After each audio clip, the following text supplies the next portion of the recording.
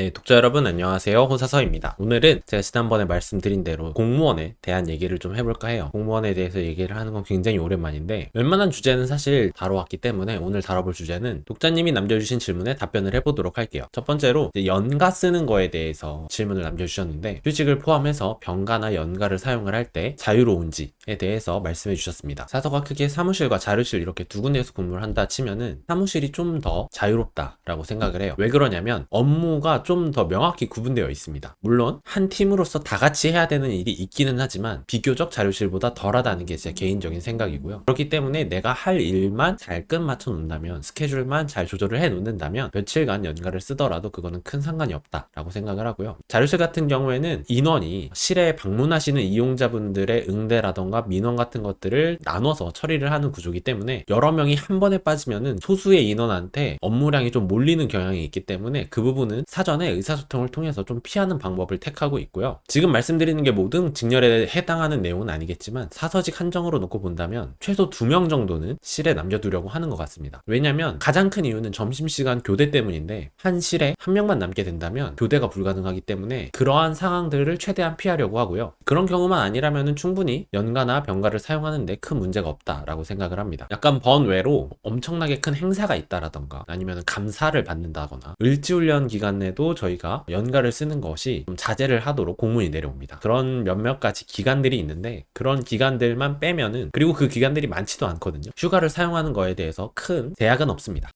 다음으로 남겨주신 질문은 공무원이 독립하는 거에 대해서 어떻게 생각하는지 물어봐 주셨는데, 이 부분에 대해서 답변을 드릴 때는 제가 어디에 살고 계시는지 모르기 때문에 그냥 서울이라고 한정을 해서 얘기를 드릴게요. 전 서울 같은 경우에는 집값이 비쌉니다. 전월세 값이 비싸요. 전세 같은 경우에는 우리가 보통 대출을 많이 받는데 대출 금리가 높아졌기 때문에 그 금리 또한 비쌉니다. 만약에 남자분일 경우에는 처음 들어왔을 때 기여금을 좀 더 떼요. 왜냐면은 군 호봉이 산입되기 때문에 군대에 다녔을 때 내지 않았던 기여금을 첫 발령 받아서 다닐 때 기여금을 추가해서 더 내거든요. 통상적으로 뭐 180만 원 받는다라고 생각을 하시겠지만 그것보다 덜 받게 됩니다. 평생 그렇게 받는 건 아니고 한 2, 3년 정도 그렇게 됐는데, 어쨌든 그런 상황에서 월세도 내면서 공과금도 내면서 보험료라던가 적금이라던가 아니면 주택청약 같은 것까지 하려면 거기에 생활비까지 감당하기가 보통 일이 아닐 거라고 생각을 해요. 그렇기 때문에 연구직 공무원으로서 합격을 하셨다면은 독립하고자 하는 마음은 알겠지만 시도를 하지 않을 것 같습니다.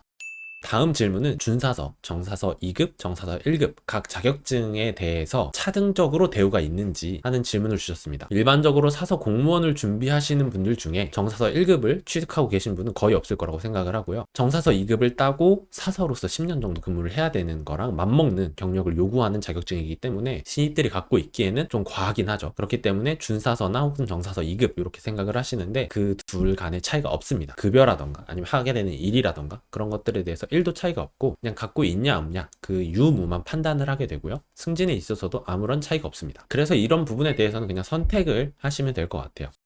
그리고 제가 지난번에 겸직에 관련된 거를 올리고 나서 굉장히 관련 질문을 많이 주셨는데 그 영상 링크도 달아드리고 그에 대해서 간단하게 빠르게 정리를 하고 넘어가도록 할게요. 우선 겸직에 대한 조건은 반복적으로 수익이 발생을 해야 됩니다. 반복되지 않고 1회에 그친다면은 겸직 대상 요건이 아니고요. 수익이 발생하지 않으면 겸직 대상 요건이 아닙니다. 그래서 제가 유튜브를 하는 것도 유튜브를 할 때 겸직 신청을 했느냐라고 물어봐 주시는 분들이 많은데, 사실 유튜브는 구독자가 1000명이 이상일 때 그때부터 이제 광고 수입을 주기 때문에 지금은 광고 수입이 발생하지 않습니다. 그래서 꾸준히 제가 유튜브를 하고 있지만 수익이 나지 않기 때문에 겸직 대상이 아니고요. 만약에 독자님들께서 블로그라던가 인스타라던가 SNS를 통해서 지속적으로 뭔가 수익을 발생하고 있는데 내가 공무원이다 라고 하면은 겸직 신청을 하셔야 됩니다. 거기에 대해서 기관장이 판단을 할 거고, 이 겸직 활동을 함으로써 본업에 영향을 주냐 안 주냐를 가장 큰 기준으로 공무원으로서의 품위 유지라던가 그런 것들을 기준으로 겸직 활동의 적절성을 판단을 할 거고요. 이건 1년마다 갱신을 해야 되는 걸로 알고 있습니다. 저도 언젠가 겸직 신청을 받아야 되는 날이 왔으면 좋겠네요. 앞으로도 궁금한 점, 질문, 댓글로 남겨주시면은 그거에 대해서 답변도 달아드리고 이렇게 모아서 한 번의 영상으로 만들어 보는 시간도 가져볼 테니까요. 댓글도 많이 남겨주시고 구독과 좋아요도 감사합니다.